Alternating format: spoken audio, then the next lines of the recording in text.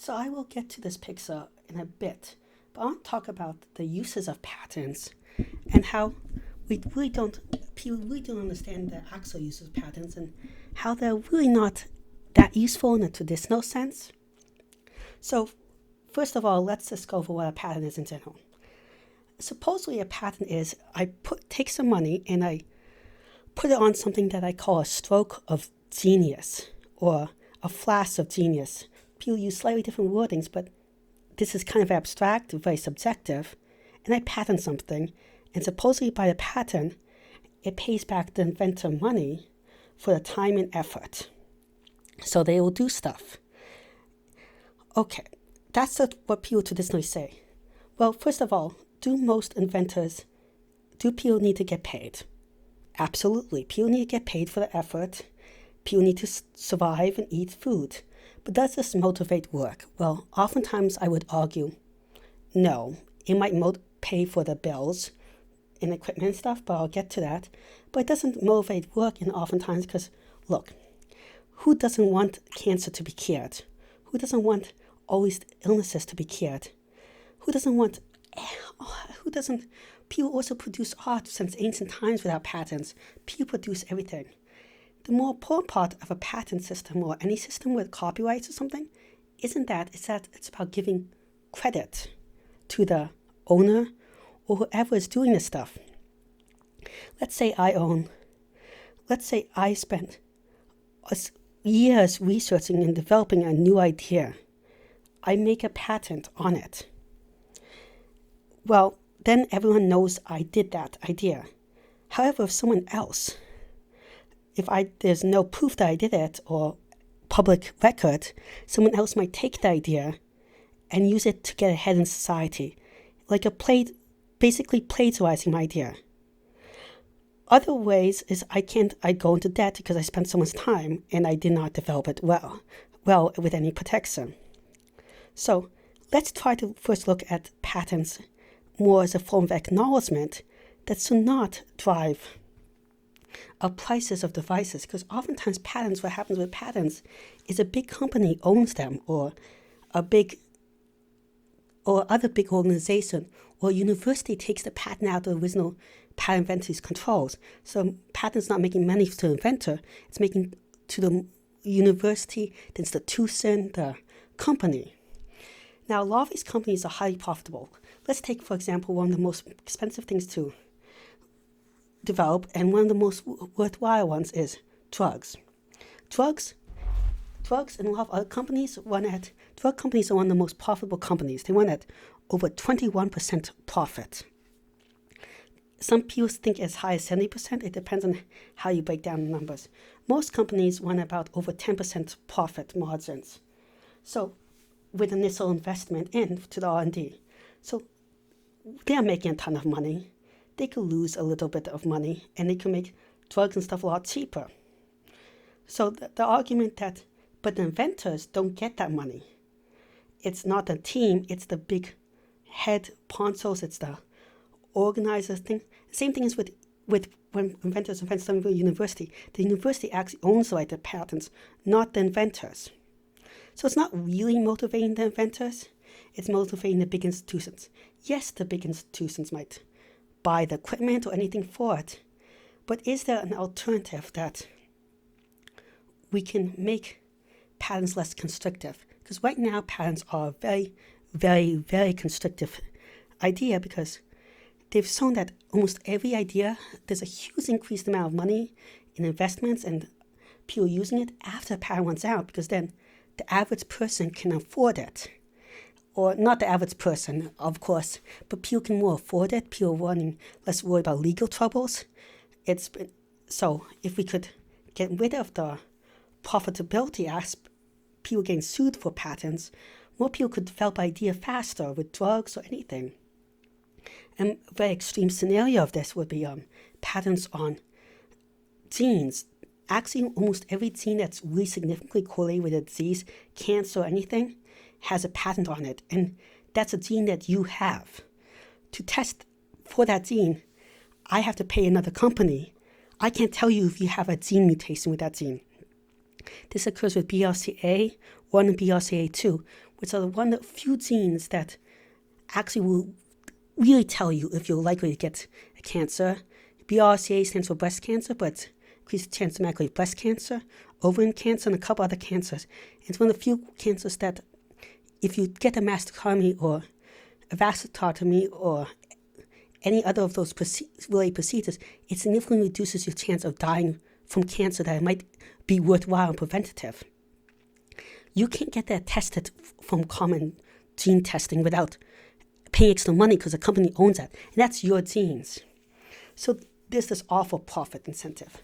So I have a proposal around this that will give people credit and will also, I think, not lower the funding and help people survive.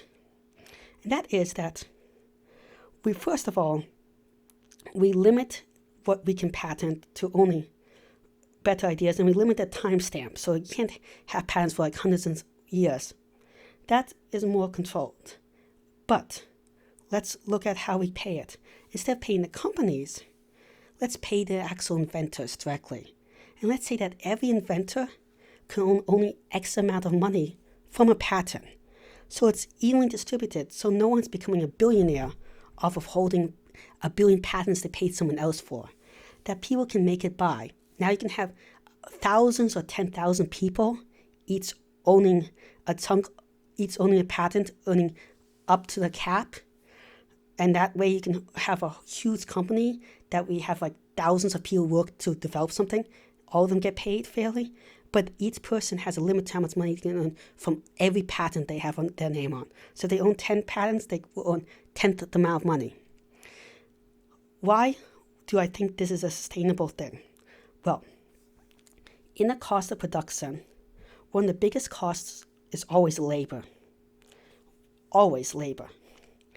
That even if you buy expensive equipment, over the long run, you can keep using the same equipment. You can have donations. You can split the cost of equipment with other people or other lab groups. You can't split labor costs as well. Labor also, you can always do, there's almost always ways to do stuff more labor intensive. And when testing out stuff, it's often a labor intensive process. Look at Thomas Edison. He tested out tens of thousands of different, well, maybe not tens of thousands, but thousands of different filaments before he found one. He was a very labor-intensive process. The other one, so the big lab equipment cost is also oftentimes funded by government and other institutions. The other one is material costs, which is a little more complicated, but it's still usually not, I would say labor costs are more significant, especially once we are inventing cheaper and cheaper ways of producing materials, which keeps happening. So and I've discussed why materials are getting cheaper in previous videos, which I'll link, and I'll cite all my sources. But other thing, how is research funded right now? Let's get to that. Well, for my best sources, research funding is currently over 30% of medical research, which is some of the most expensive ones. Over 30% of that comes from public sources of the government. Over 10% of that comes from philanthropy, and the rest of the 60% from private companies. Well, let's take a look about those private companies. Well, what if we increased government spending from taxes or other sources? What if we instead we increased the public charity donations? And what if we lower the profit margins? Because remember, these are super profitable business, so we don't need to have as much money go from these private investments. More of the money in the company goes into development. Secondly, if we pay these people, if we have more people being paid, if we have a more equal distribution of pay, which I'm going to show you, that actually is going to lead to more increased tax revenue for the government. So, which means we can spend more money to publicly fund R&D and research, and there'll be more donations. First of all, how would tax revenue increase? Well, that's simple. I've gone over a lot of it, but if you have more people spending money faster, okay, so we have a bunch of videos, but there'll be more money in the economy to spend on such projects if we spread out the money more evenly, because poor people or people on the lower end of the spectrum spend money faster, and it goes back into the economy and circulates faster and faster. Spreading out this money over many people will put more money into the economy, so there'll be more money to tax, there'll be more money to donate, and we can also, the government increasing its publicly funded will also increase this amount of spending, and it'll come back to the government. And R&D research being funded has a high tax, can have over 20 to 30% return on investment by the government. So this plan would not hurt, would actually increase public funding by governments and institutions. It would also increase it by donation, because the more money spread out, the more people donate money. I'll show you to that with this graph. And this is what the graph I've put up. So the upper bars, this is the tax, how much money you earn in the US. So 0 to 15 is from 0K to 15K, 15K to 30K, 30K to 50K, 50 to 100K, 100 to 200K, 200 to 250K, and 250 plus K. Now, the yellow is the percent that people donate to charity. And this includes all charity, it includes super PACs and stuff, and which people are more likely to donate to political things and super PACs and less to shelters and stuff like that. But you see, up until the 250, for the upper estimate about the percent they donate keeps decreasing. Now, this upper and lower percent estimate, because it's a bracket, so I divide by the upper number and I divide by the low number. Now, at the upper number, it suddenly increases again. And there's a reason for that is that I can't do the calculation for, there's some people in there with $1 billion, but I don't have that calculation in there. There's always upper outliers that drag that thing up. So I'm calculating, so if a billionaire donates $20,000, that's also including $20,000 divided by 250, even though a billionaire is donating so little of their income. So poor people, in the upper one, it gets pretty clear that poor people donate more of their income to charity. Then if we do the same thing with the lower boundary, which is actually divided by the upper boundary, we see the same pattern, and then it stops with the pattern at 100 to 200 to 200, 250. And that's because it stops there, because the brackets get bigger and bigger, which distorts the math. You look at the bracket from 50 to 100, that's 50, but now 100 to 200, it's now 100 more. And you can see it starts leveling off, and that's because of bigger distortion.